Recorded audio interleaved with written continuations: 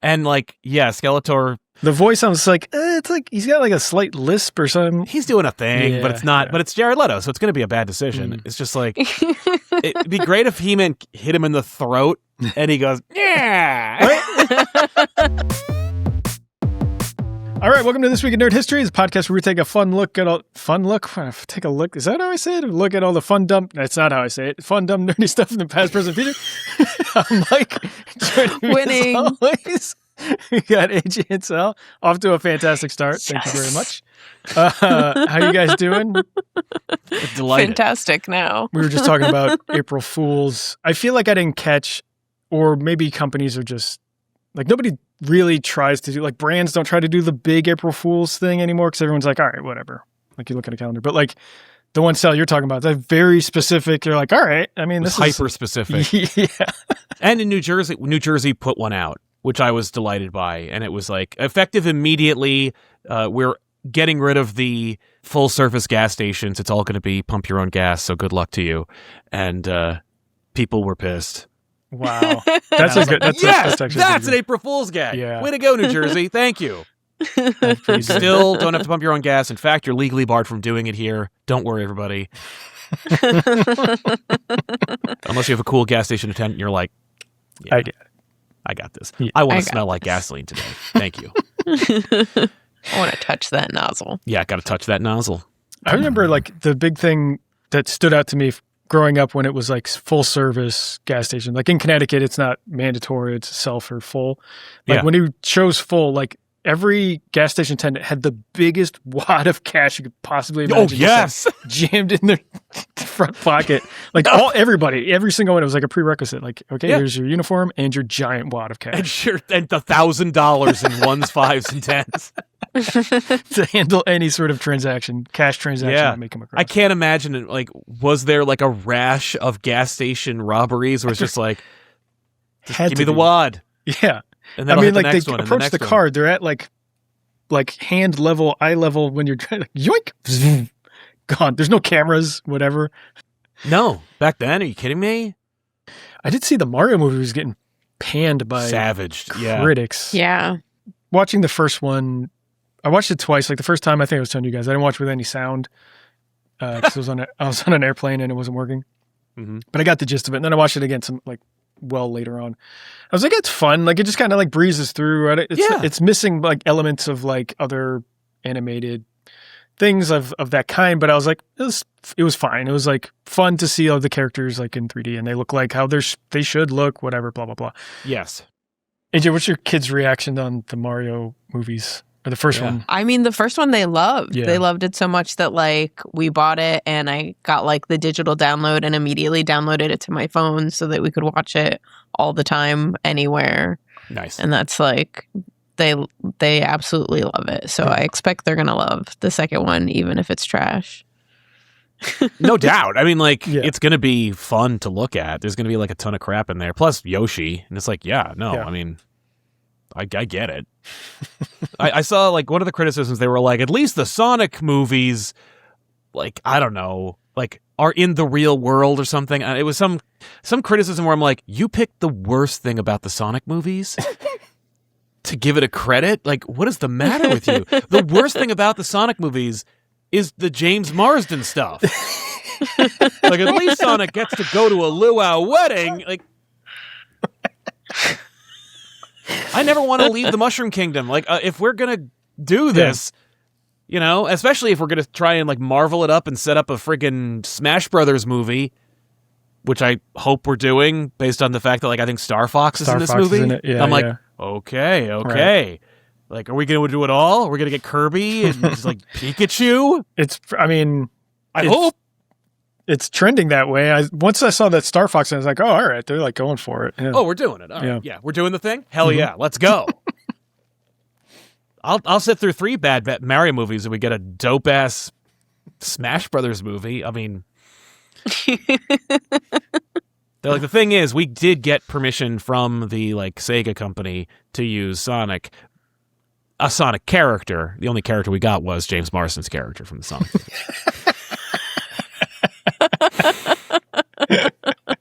Or his sister-in-law, because like that, she was a huge plot point in 2. So you know, Yeah. It's just her. I think there's something in their contracts where they all have to appear in every movie because they just like appeared in the third movie for no reason. Like there's no reason for them to be there. No. And they're there. All right, gang. So I've got a special. It's a game. It's a tournament. Okay.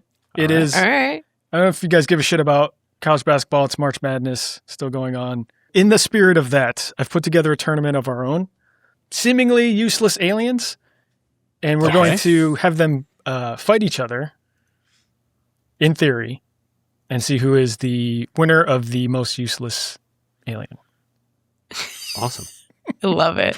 So I've got a personal favorite that I'm rooting for. More than likely, there's a couple on here that you do not know because I had to do a little bit of digging to try and fill out enough brackets for people, for aliens. Anyway, so I'll take you through the way the brackets work. It's like seeds, right? 1 through 8. 1 is the best, 8 is the worst, and then you start out with like the best versus the worst, and then it kind of levels out from there. So the top seed has the easiest route to get through, blah, blah, blah. So number 1 is E.T. Number 2 is... Oh, I'm sorry. Wait, I put this in the wrong order. I'll go this way. Number 2 is Mac from Mac and Me. 3 is ALF. 4 is Cokie from that... Is that Garbage Pails Kids?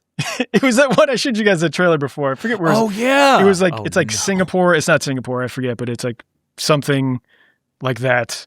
Ridiculous. I'll go through their power sets as well and their weaknesses too. Where's 4? 4.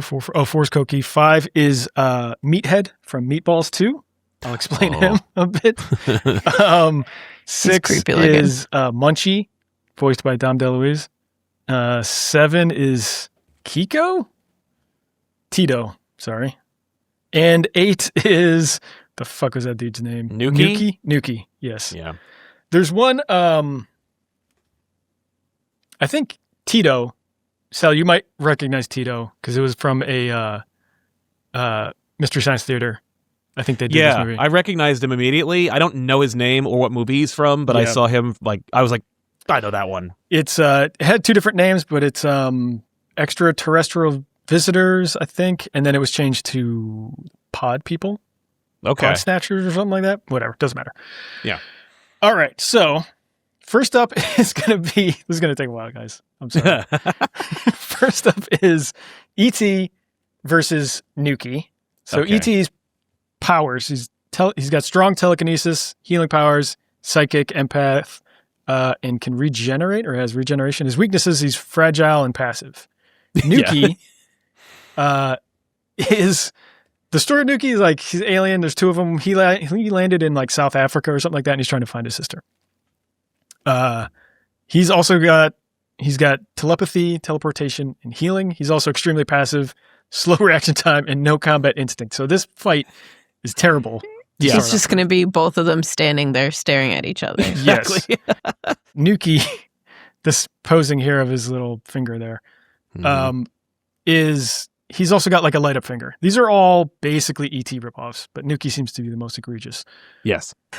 I don't know. What are we thinking here? I don't even know what we're doing at this point, guys. Let's just like try and figure out how this fight would go. Maybe they just bore each other to death, or the crowd gets angry and they kill them with hammers. Yeah. Also, I want to remind anyone who's listening on Apple Podcasts or anywhere else, you're going to want to check this out on YouTube so that you can see the bracket of creepers. Yeah.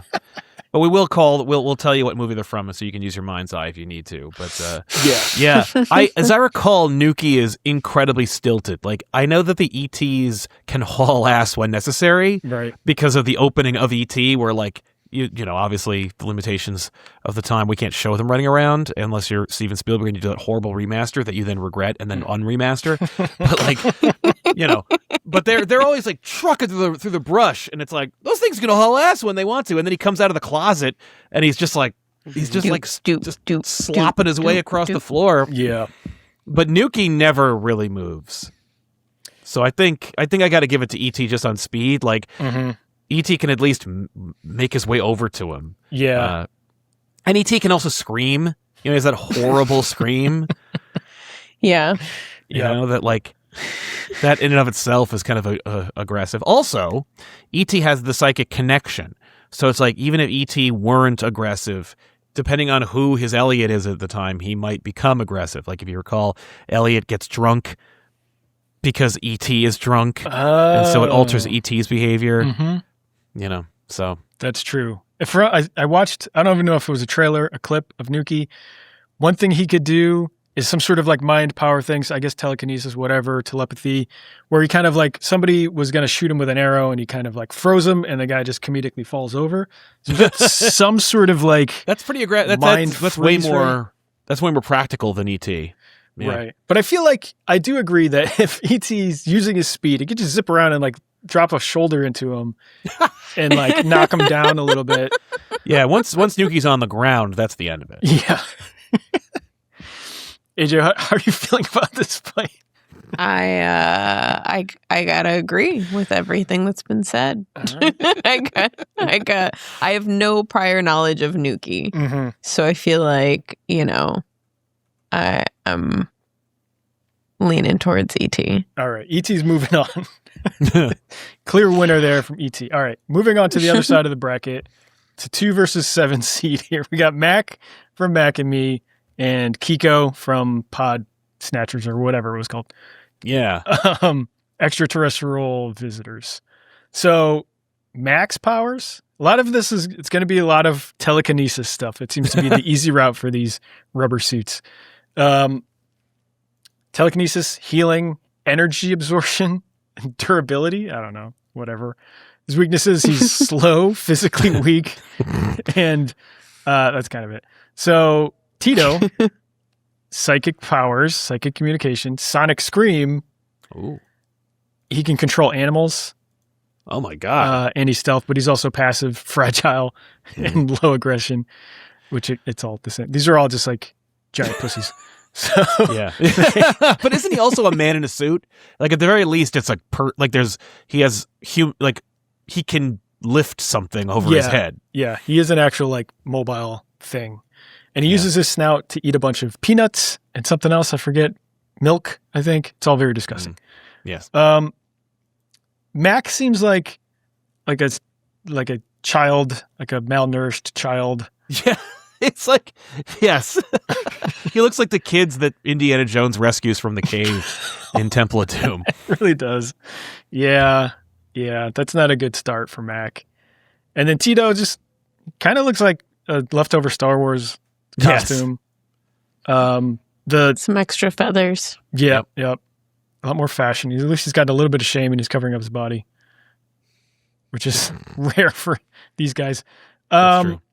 So yeah, in between that and whatever the sonic scream does, I saw a clip from this movie too. Like he can move shit around. He can walk on the ceiling. Seems to be a bit of mischievous little dude. Yeah.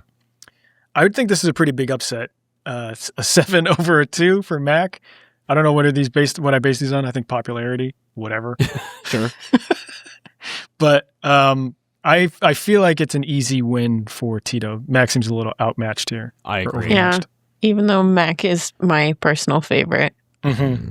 And he has that telekinesis. Remember when he stops like all the guns at the end of the movie? Right. But Tito just smack him. Now we're getting into some tougher ones here. We got ALF and what the fuck? Munchie. So yeah. Munchie's not really an alien, I don't think. I don't know what the fuck he is. He's like a gremlin little magic guy, but he's got some weird stuff. All right, so ALF. Sorry. ALF is... Eats cats. I got these stats from. He eats cats. Yep. Durability, scrappy fighting, he's manipulative, and he's got survival instincts. It's true. His weaknesses, he's lazy, distractible, and he doesn't have any real powers, I guess, like magical. No, he's just a guy. Things, yeah. Munchie can warp reality, teleportation, trickster. He's durable. Weakness, inconsistent powers. That doesn't really. That's not a weakness. And doesn't take anything seriously. So he seems like he's like a magical little dude who can like mess with shit. But Alf is like, I feel like Alf could outsmart him for some stuff. But yeah, I feel like if Alf just was like, oh, I got to deal with this guy, and we just eat him like immediately. But like since Munchie can warp reality, it's like, you know, that's kind of a, you'd have to really get him. You know, maybe Munchie'd be like, you know, oh, let's enter into a game of, you know, wits. And then Alf would be like, okay. And then he would eat him. Like, like, wait, what? Because it's Dom DeLuise, so it's sound completely different. I would give it to the, like, imp who can change reality, if not for how aggressive Alf could be if pushed. I lean towards Alf on this. I can't tell from the image how big is Munchie. He's pretty small. Like his arms are like not much longer than what you see there. It's kind of just like arm like this far from his body. And it's just like barely. So like size wise, Alf can take him. Yeah, I feel like if Alf can get a hold of him, just Alf like, could, you know, imagine it's like a Chucky doll kind of thing, like shorter than a Chucky doll. All right. He's like 80% head. I'm leaning towards Alf. I think so too. Like if Alf can get his hands on him and just like take some big bites out of him, then I think he's got it. You're not walking away from that. Yeah. Put him in a sandwich. All right, Alf's moving on. That was a tough first round for Alf, I think, but yeah. Moving on. All right. So we have the two ugliest aliens in the group here. So Koki, reality altering abilities, light matter manipulation, size manipulation. He's got a weird power set. Yeah. Weaknesses, not a fighter, childlike intelligence, and he gets tired easy. The more he uses stuff, the weaker he gets. Okay. Meathead is. Do you guys have any idea who he is? No. Okay, so there is like a 80s comedy, whatever, teen comedy thing. Bill Murray's in it. Bill Murray's brother, whatever, it doesn't fucking matter. But it's like a summer camp thing, and this is like the sequel to it. And this alien just kind of shows up, and he meets a bunch of kids, and one of the kids is like, "What's your name?" "My name's Ted." "Me, Ted." And the alien just goes, "Me, Ted?" And they go, "Your name's Meathead?" So they just call it Meathead. So there's his power set. I'll just get to his power sets and whatever. He's got telekinesis. He can kind of walk through walls. He's got strength. His weaknesses are he's extremely stupid, doesn't know how to control his powers, and he doesn't know how to fight or anything like that. He's just like a big idiot stoner. There's a part in the movie where he like takes a joint, catches a joint in the air, smokes it, floats for a second, and he comes back down. He's just like an idiot. Right. And Koki is like a kid intelligence, but has like more powers to him. I feel like Koki's going to beat him up if they have Koki's going to just demolish this meathead. Exactly. Now, you know, you could also turn it into like a hilarious summer stoner comedy where like, you know, Meathead gets Koki wasted and the two of them just like, you know, scope the scene for babes. But if we're going for an actual fight, I mean, I think I'm on the same side as you guys with this one. Yeah. Koki's got this in the bag. All right. We're on to the final four here, guys. This is a big deal. Let me get rid of some of these. Let me get rid of the losers here. That's right. All right. So now we're down. Now it's E.T. versus Koki. Oh boy, this is tough. I mean, you know, they're both kind of childlike. Koki's powers, I think, dwarf E.T.'s, but E.T. is like alien Jesus. So even if like alien Jesus, how? He's just going to keep coming back to life? Yeah. Well, you know, he's got healing powers and he teaches love and he comes back to life and you have to believe in him and stuff. It's a whole thing. Did you notice how, like, one side, it's kind of like the furry, horrible-nosed aliens, and the other one, it's like the horrible, fleshy kind of aliens? Like, we actually did manage to keep them in their same family. It's kind of amazing. Yeah. But yeah. I think Koki's less... I assume Koki's less passive. The thing we have to figure out is how long it's been since the first round for Koki, because he gets tired. Right. Oh, yeah, that's right. So if this is like the next day, I don't know how long he needs to recover. Recover his strength. But if this is like Bloodsport, where it just seems to be like all in one day, Koki's fucked. Like if it's right after. That's true. Let's call it Bloodsport. Bloodsport rules. Perfect. All right, Bloodsport rules. Koki's in trouble. Immediately fighting. Yeah. There's a crowd of generic Asians in the crowd all betting on you. It's Bloodsport. And Van Damme's in there doing splits. Yeah. All right, so even though with Koki's like aggression, I think he's going to be tired if this is right after. Yeah, if one of his attributes is just he gets tired. He's just out of shape.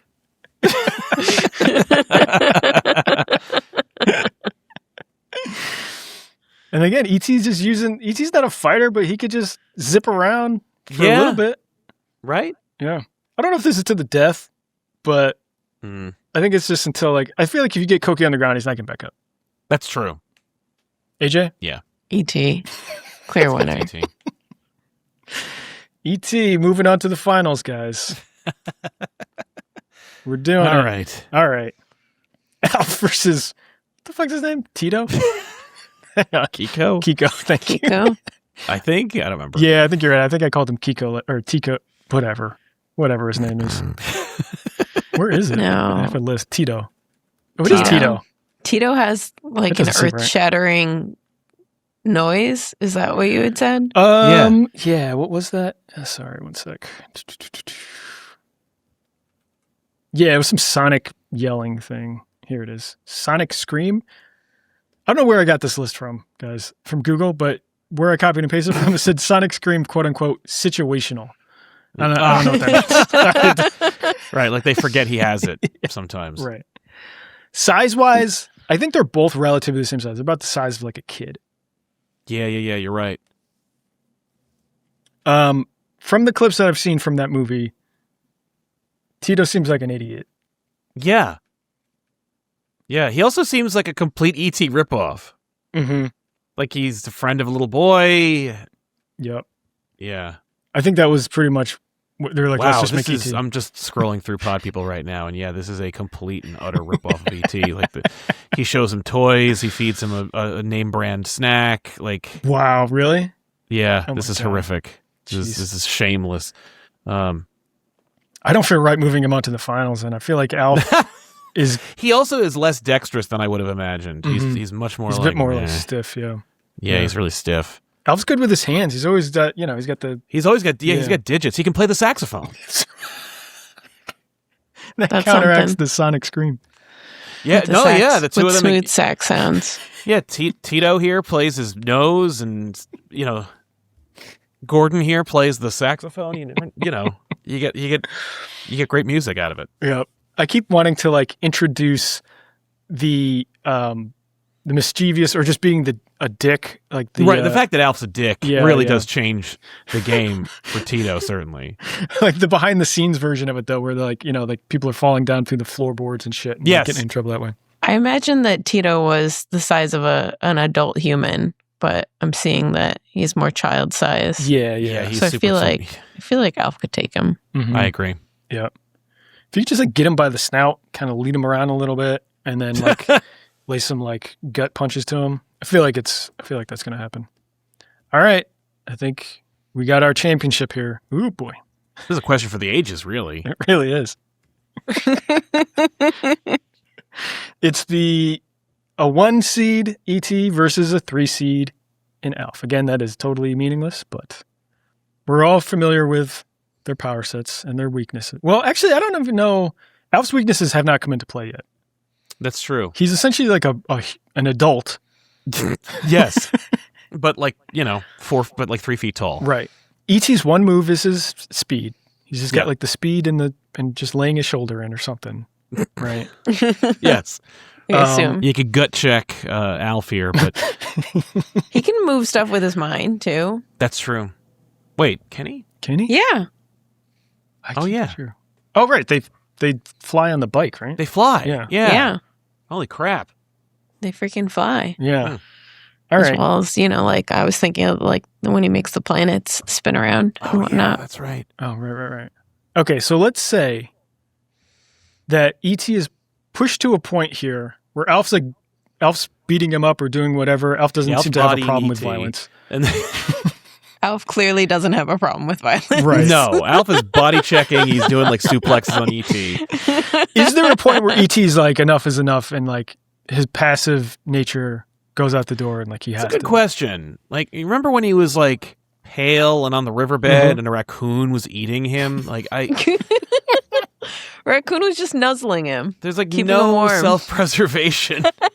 I have that screenshot like in my phone all the time to send to people whenever I'm not feeling well. I just send them that. Just send them white E.T. gaunt looking. We used to use that just saying like raw hot dog E.T. That's what we used to call him. Yeah. My brother and my sister. So whenever we had to describe something gross or like wet or cold, we would just say raw hot dog E.T. Yep.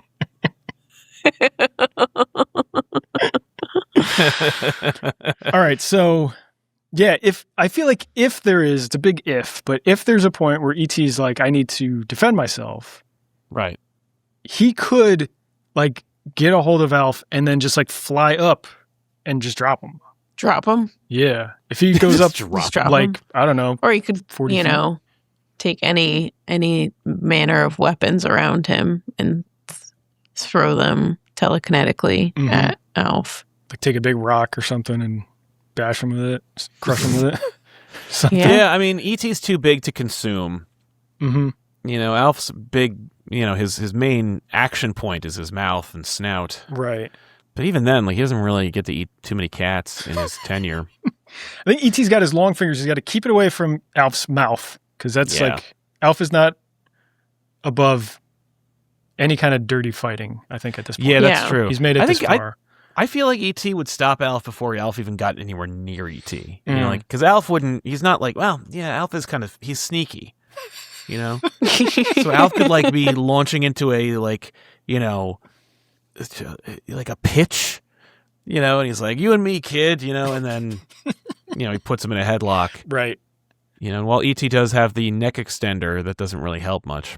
A lot really rides on if E.T. has the ability to like fight for his life because Alf is going to kill him.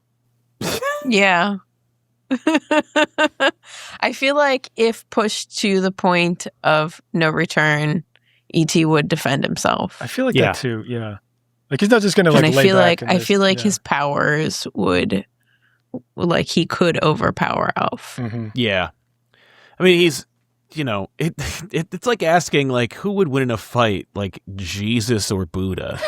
Like, is Jesus gonna, like, I mean, he did flip tables. So I guess, no. I mean, like, E.T., I think in this case, E.T. might, like, be like, flip all right, that's enough. Mm-hmm. Yeah. I agree. If he does flip that switch, he's got an advantage with his actual powers. Yeah, he's unstoppable. All right, I think that does it, guys. I think our winner, the number 1 seed, E.T., wins our first. We're doing this every week, guys. All right. Yeah, our first weekly tournament. Awkward creature tournaments. Yep. I love it. It'll be the same ones every week. We're just going to do this every week. We'll just have new and inventive arguments to bring up. AJ, I liked your prompt that you had for us. Yeah. It's yeah, I got to think about what it was. It was you saw Lost Boys the musical. It was okay. So I got to see the Lost Boys musical on Broadway, which was pretty dope. And if you're not familiar with the Lost Boys, it's a 80s movie about vampires starring Kiefer Sutherland. They did a decent job of creating songs around vampires, and the little brother was a really fun character, although his acting was like kind of over the top, like I'm a little bit too annoying kind of thing. But they had, actual vampires flying and actual real vampires. They had, they had a lot of wire work, so people flying, and the spectacle of it was pretty cool. So my prompt was, what 80s movie or IP would you want to see as a musical on Broadway, and like something that you would actually want to see? What would that be? I have a question about the Lost Boys musical. Yeah. Did they have the saxophone guy? They did. They did. He came out twice, and he didn't play the act. You could tell he wasn't actually playing the saxophone, but he was. Was he very oiled and gyrating? Up and gyrating a lot? It was fantastic. Awesome. That's awesome. I'm glad that's fantastic. They did it twice. They know what they're doing. That's fucking They great. knew what they were doing. Yeah. Sal, do you have a pick? You gotta have sex. Yeah, I feel like, because there's so many that you could do, like so many iconic things. Like there's one that's like, I would go see it and I think it'd be spectacular. It's not my pitch necessarily, but it's Flash Gordon. We just watched that on Bad Movie Night. I know, that's what made me think about it. I was like, that movie as a freaking stage musical would be freaking epic. Holy shit, that'd be fucking great. Especially that one. I mean, it lends itself. It's a Queen written musical. People like that's actually like that's a good idea. Like, you know what? Actually, cut that. We're gonna have to keep that because that's actually a real pitch. We're gonna hang on to that. Yep. But no, I think I got to go with my old pal Terminator here. I think of the 80s, like 84 Terminator as a musical, limited cast, but and very like simple locations, but I bet you could get some real killer ballads out of there. Plus, big love scene like towards the end of the second act there. Like you got a lot of great stuff in there. You got like, there's the flash forward to the future. You could do like a whole sequence about like the future and how much it sucks. There would be a full song on that. Yeah. Plus, like, there's love declarations and, I Cross Time for You, Sarah. That's a song title in and of itself. That's pretty great. There's like, you can try to picture the stage like version of special effects that happen in the movie and stuff, like the time travel, like the ball that comes and like cuts out, parts of the ground or whatever that's around it, or like... Yeah, you got to think about what's the spectacle that's going to happen. You want things to be very over-the-top theatrical with people either flying in or things coming in from the ground. Yeah, you got to have... I mean, there's a lot of like pipe bomb scenes. Yeah, you have to rework a couple like the chase scenes to make them a little more like stage-friendly. But I mean, like the immersion of the like when we have his like Kyle Reese's nightmare of like 2029, like if we could make it war torn and like fill the aisles with Terminators and like just like cool. it would be like the helicopter coming in Miss Saigon. People would be like, what? The Cyberdyne factory at the end. That'd be kind of fun. You get like all these different like machines and stuff. Yeah, I guess you have to like a whole chorus line of Terminators dancing. Oh my God, absolutely. In various degrees of like half of Terminator, like, where there's some of them are more Terminator than others. Some of them are like, missing pieces so you could see the Terminator underneath. Maybe you shorthand some of like the like obvious action sequences that just don't translate to stage by having like a big song, like just a song and then like, stage hands moving things just to get us to the next point. Something like that. I like it. Yeah. I dig it. That's a really good one. I would go see that. Right? I'd see it. I would see Terminator, the musical. Yeah. Although at the same time, I say that, but I didn't see Spider-Man at any point during the previews. Like I never saw it. Well, did it ever get out of previews? No. Because wasn't it just a disaster? A complete and utter and unmitigated disaster, yes. And I remember seeing like the thing where they were like, oh, this is going to be the play. And I'm like, that looks like freaking garbage. And I was right, but like I was like, that sounds dumb. And then everyone's trying to see it because like, who knows? Someone might die. And I was like, not a great reason to see a show. I know. But they were like, yeah, no, it's like too, the ticket price is too expensive. I was like, I can't. Forgot about it. Did somebody actually die or was this somebody that really hurt? It's gravely injured, I believe, was a Spider-Man. Yikes. Yeah. Yeah.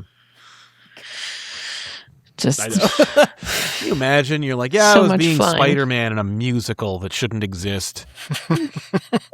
Got maimed. Yeah. Now I have to walk with a cane for the rest of my life.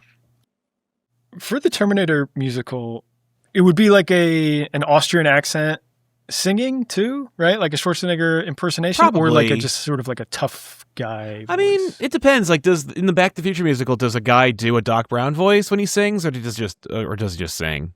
I think it depends on the director. What the director is going for. What the vision is. Yeah.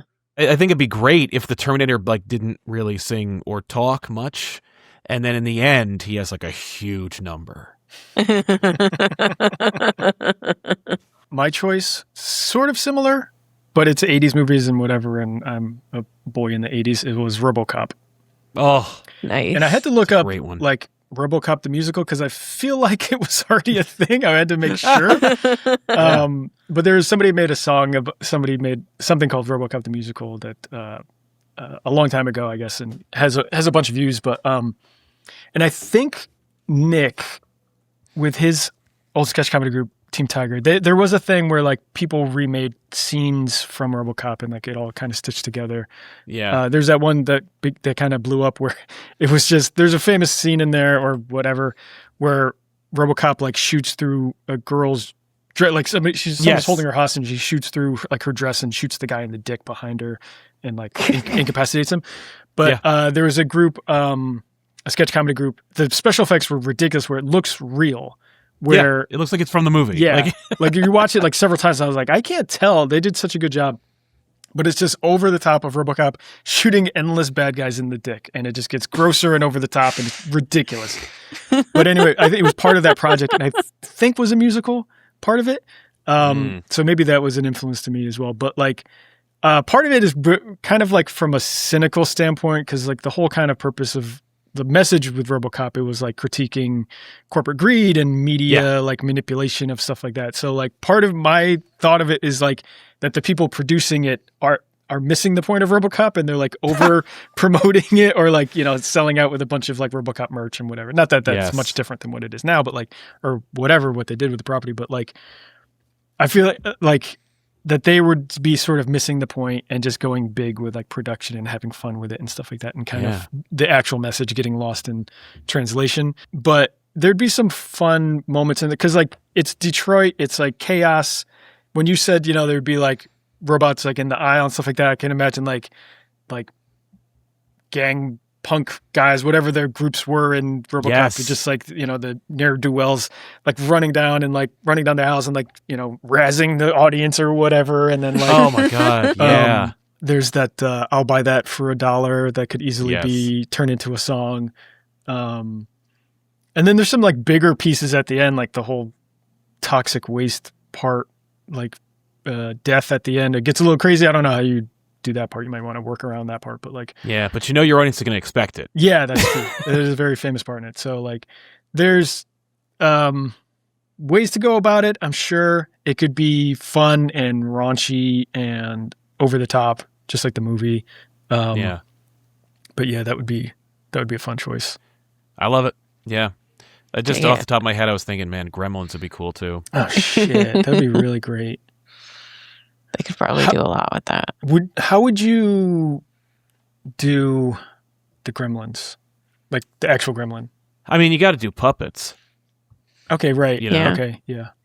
Just, and oh my God, again, like immersion for theater, like Gremlins just coming out of the thing. Just like everywhere. You can even pull a Gremlins 2 and like have like the Gremlins interrupt the show itself. Yeah, that's so fun. Holy shit. Right? That'd be great.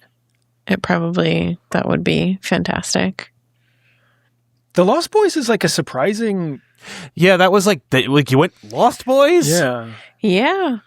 I gotta say, one of the coolest things that they did on stage, if you remember, there's this part in the movie where it's like after Michael becomes like a vampire, but he doesn't know it yet, and they are all on a bridge for a train and they drop down and they're hanging from the bridge, and then like one by one they're like, well, first of all, a train comes overhead, so it starts shaking violently, and then one by one they drop and they just drop into the mist, and then he eventually like lets go, but then he just wakes up in his bed, so you don't really know what happens.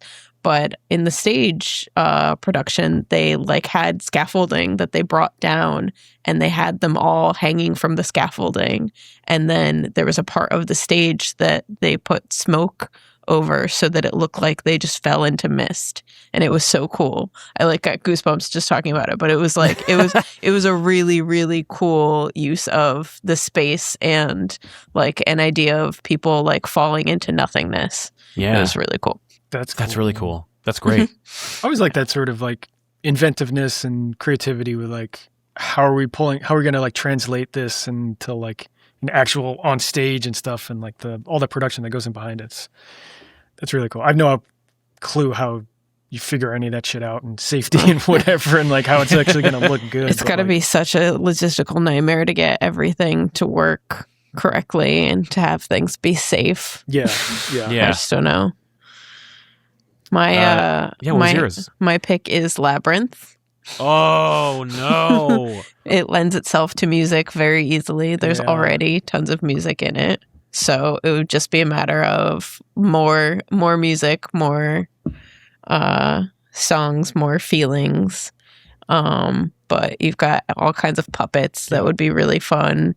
You've got lending itself to like really interesting, moving parts to create parts of the labyrinth. I feel like there could be some really cool set design stuff where you would see things moving in real time and have like different, I don't know.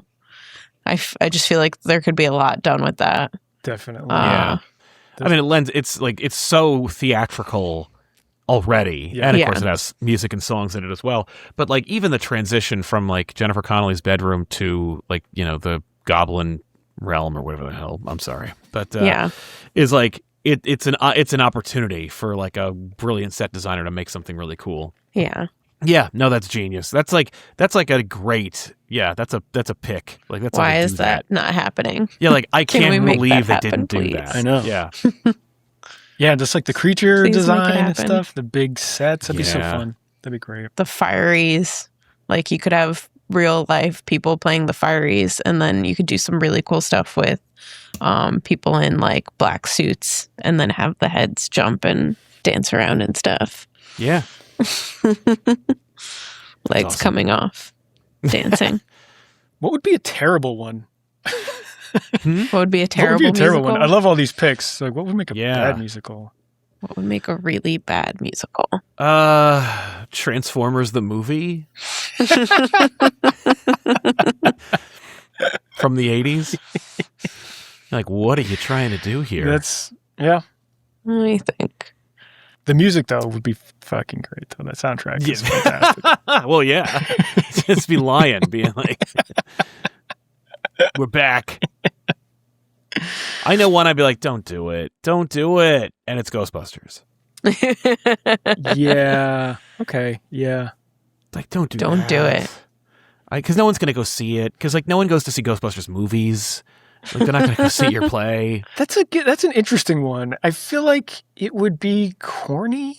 Because they'd have these big exaggerated proton packs, like so you could see them from the nosebleeds. Like it would be like the Back to the Future musical. Like I think it's exactly as bad as a Back to the Future musical idea, where I'm like, this is not a good idea, and it's goofy, and I think you're just trying to like cash in on people's nostalgia.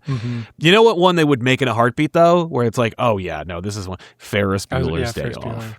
You need to be able to like stretch it out for it to be work, because like a big musical production is going to be like at least 2 hours, maybe more so. So like you pad it out with songs is what you do. I pad it out with songs and then get into a little bit more of like Cameron and Sloan or something, like build up their stuff a little bit. That's true. Or the sister. I forget the sister's name. She's great. Shauna? She would be probably, her role would be up to be like second billing. There'd be like 2 stories going on. They are, but Right. You know, I have your answer for the worst one. Short Circuit. Short Circuit the musical. Like what am I supposed to do here with this? I mean, Johnny Five, like how are you going to do Johnny Five in a way that's like mobile enough where you're not just waiting for him to get to his mark and stuff like forever. Right? Like, no, you have to. It'd be a person in a suit, but the suit would be like those Raptor suits at like Universal, where it's like it's the Johnny Five, and then like he's wearing like a black silhouette suit behind, and it's got poles that move. You're just like, how did you get this far and go? No, get an audience here. Yeah. We need them to see this. Mm-hmm. That's excellent. Breakfast Club, great one. Shit. You don't have to do anything. I know. I was just thinking that wouldn't be easy. You just have to have great songs. Yeah. Like Breakfast Club is just every one of the Breakfast Club has at least 2 songs. Mm-hmm. There's the whole makeup or makeover scene. Yep. For Ali Sheedy. Would it just be like 80 songs, or would it be some original songs in there? Oh, you'd have to do original songs too, but it would also have to end with like "Don't You Forget About Me." Right, like it'd have to be like the soundtrack, but mixed in. It'd be like like those like a Green Day musical or like the Bruce Springsteen musical or John Bon Jovi musicals, where it's like it's the songs, it's a rock opera, and also like a couple of like real, like Roger and Hammerstein like showstoppers mixed in. Right. That would be good. That would be. I mean, if you just want to do it for on the cheap, then you just license a whole shitload of like 80 songs from the album and also from like the era, and then just everyone sings those songs. Yeah.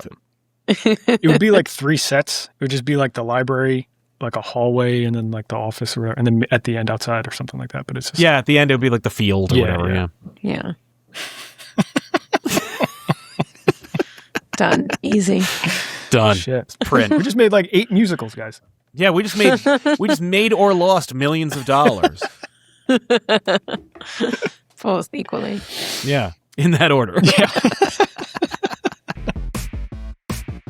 We could watch the He-Man trailer, and you could talk about how much you hate it or why it bothers you. Yeah, all right. We can get that up. Take the sword.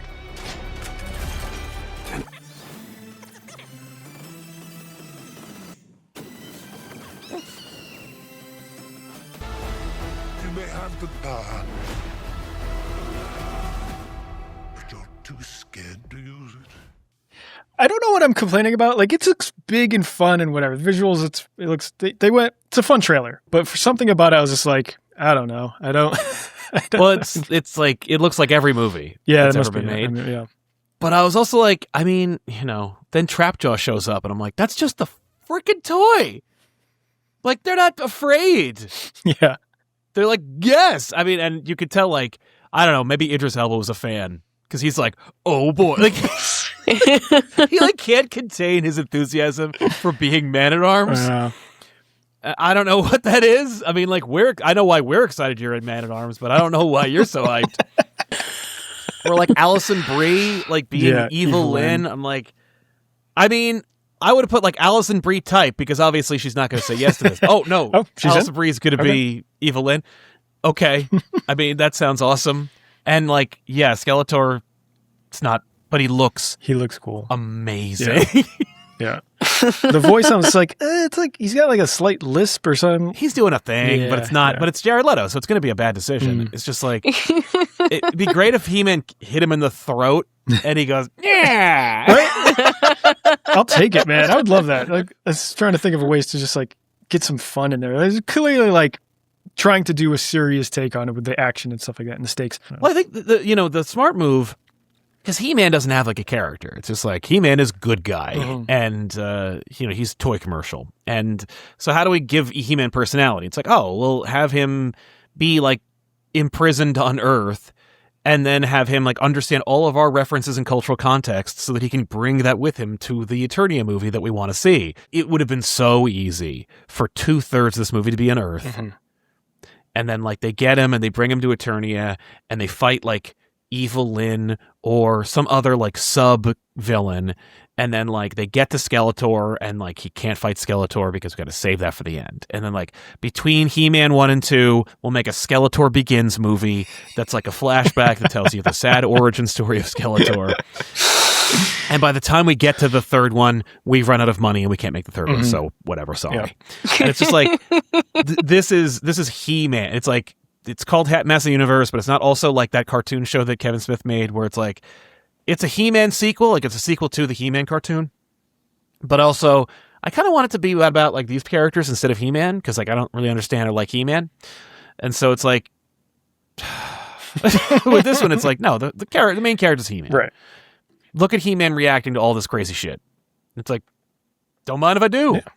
Like, I saw this trailer and I was like, okay, right on. And then I saw like the reaction of people being like, I think I'm going to go see this. And I was like, I mean, I can't believe that anything convinces anyone to go see anything anymore. Yeah. Like, I think if you hear the movie title, you go, I'm going or not going. You know, untitled Marvel property number 687. Yeah, I guess I'll go see that. Oh, when's that coming out? Untitled Star Wars product 479. Yes, I will see that. Or no, I will not. I don't know. I feel like I'm the person that needs a trailer to convince me. Hype you up. To hype me up. Yeah. Or, you know, I just go into it completely blind and just see what's up. Where's Orko? I forgot about Orko. I know, but he's integral. Maybe they're saving him for a big reveal. Maybe, yeah. I think they are, which like... Sure. Okay. Sure. Yeah. You know what? You kitchen sink this movie. Yeah. Like there's so much in here. I'm like, all right, you know what? Gotta look, the tiger is in it. Right. And it's CG. And it's green. It's not even like it's a real tiger. You know? It's freaking green. I'm ready for this. And I'm also ready for the post-credit scene to be Orko. And he's going to sound just like Orko, or he's going to be played by Josh Gad. Hey, do you think your kids will want to see this? Will want to see it? Yeah. I don't know. Or will they be upside down in their seats? Yeah, right. They'll probably be upside down in their seats, I'm thinking. Like, they're not... when it comes to, like, big action stuff, they're not really into it that much. Although, like, I do feel like Emmett does better with live action sometimes. So he might be. It depends on like how quickly they get to action. Yeah. If it's like 20 minutes of setup before something happens, we're going to lose them and I'm going to end up wasting my money on the movie like and then spend the rest of the movie out in the mall running around with my 4-year-old. It kind of feels like that's how this would be, like a big action piece right up top, and then you establish He-Man on Earth for a little bit. And then going, so there would be a lull, I feel like, before you get back into some fun action on Eternia. Like, I feel like they maybe would enjoy it, but I don't see them like, it's not going to be like watching the cartoons and they're going to be like, I need a He-Man figure. Right. You know, like they're not going to be doing that. Yeah. Yeah. Which is fine. Well, that's because that cartoon is a commercial for toys. All right. That's it for this week, folks. Thanks for watching and thanks for listening. AJ, what's your? Are you able to give you a prompt? Yeah, a prompt. Who do you think would win in a fight, E.T. or ALF?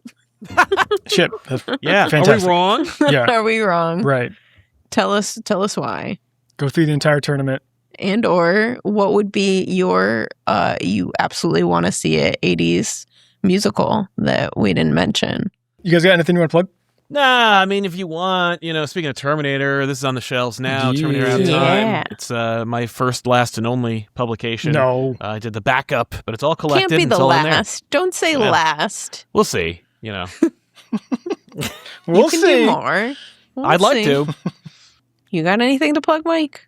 Go to the Dorkly Discord. Hang out there. Yeah, join it. We do fun, silly things. Justin runs a tight ship over here. Do Bad Movie Night every Tuesday night. Like Sal mentioned before, we just watched Flash Gordon. It's fucking great. Yeah. Yeah. Hang out. Get little sneak previews of what we're working on. Fun people to chit chat and joke around with. All that good stuff. Nice. All right, guys. We like you. We hope you like us. I didn't think E.T. was going to make it that far, but when we started breaking down, I was like, yeah, it kind of makes sense. I feel like Toto would totally take it, but I guess not. All right. Congratulations, E.T. Didn't put Jar Jar in this. Yeah. I don't know if E.T. watches this podcast or not, but if you do, you'll get a free Dorkly sweatshirt.